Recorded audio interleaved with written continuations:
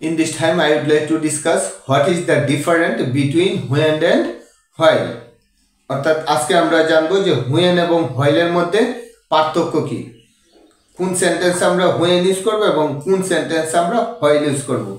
তাহলে লক্ষ্য করেন, আমরা when ইউজ করব শর্ট টাইম আর while ইউজ করব পিরিয়ড অফ টাইম। অর্থাৎ সংক্ষিপ্ত সময়ের ক্ষেত্রে when ইউজ করব আর ব্যাপক সময়ের ক্ষেত্রে while ইউজ করব। অর্থাৎ শর্ট অ্যাকশন,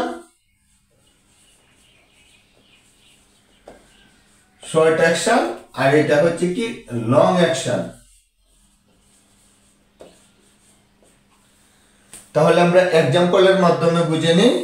যেমন I was writing when you called, যখন আমি লিখতেছিলাম তখন তুমি কল করলে। অর্থাৎ এখানে when ইউজ করা হয়েছে। কখন কলটা করা হইল?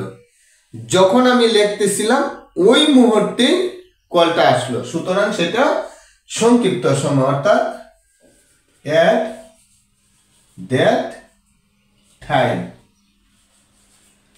অর্থাৎ ওই সময়টাতে ফোনটা আসলো, সুতরাং সেখানে হবে কি when। আমরা দ্বিতীয় এক্সাম্পলে যাই। I was working while you were reading, যখন আমি কাজ করতেছিলাম তখন তুমি পড়তেছিলে, সেটা সংক্ষিপ্ত সময় বুঝায় না, সুতরাং সেখানে হবে কি while। আমরা পরবর্তী এক্সাম্পলে যাই। যেমন I like to go home when I am on holiday, আমি বাড়ি যেতে পছন্দ করি যখন আমি ছুটিতে থাকি।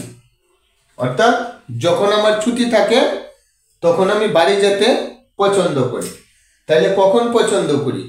ওই মুহূর্তটাতে আমি পছন্দ করি, যে মুহূর্তটাতে আমি ছুটি থাকি।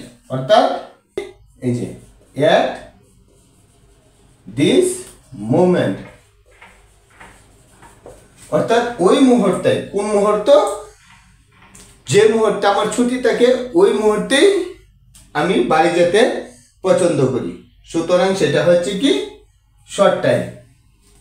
আর এই যে এখানে দেওয়া আছে I like to go home while I am on holiday, অর্থাৎ while এখানে হবে না, সুতরাং এই সেন্টেন্সটি হচ্ছে কি রং। আমরা আরো দুইটা এক্সাম্পল দিচ্ছি যাতে স্পষ্ট হয়ে যায়।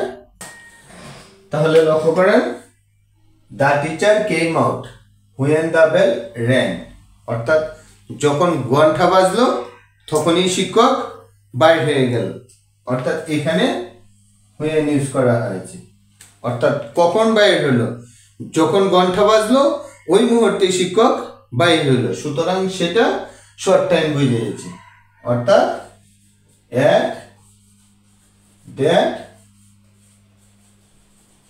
at that moment, অর্থাৎ ওই সময় বাইরে হয়েছে, সুতরাং সেখানে হবে কি when।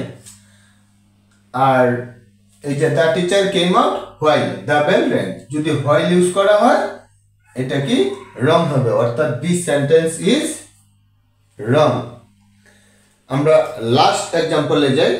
ও তার আগে আমি আরেকটি বিষয় একটু ইনফর্ম করি সহজের জন্য। এটা হচ্ছে কি two short action, two short action, two short action, অর্থাৎ একটার পরপরই আরেকটা কাজ যখন ঘটে সেটা অটোমেটিক্যালি শর্ট টাইম প্রকাশ করে।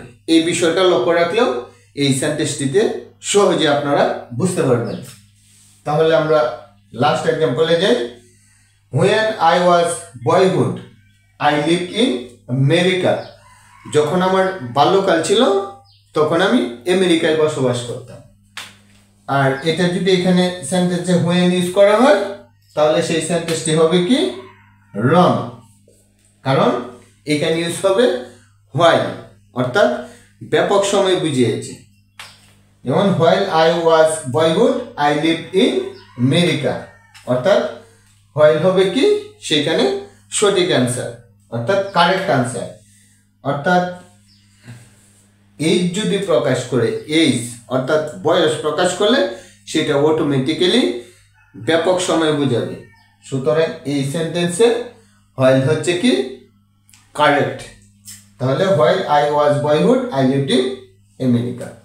এই ছিল আজকের বিষয়বস্তু, হোয়াইল এবং হোয়েনের মধ্যে পার্থক্য। Finally I would like to say there are slight difference between when and while. Today still this, all the very best. Hope to see you next.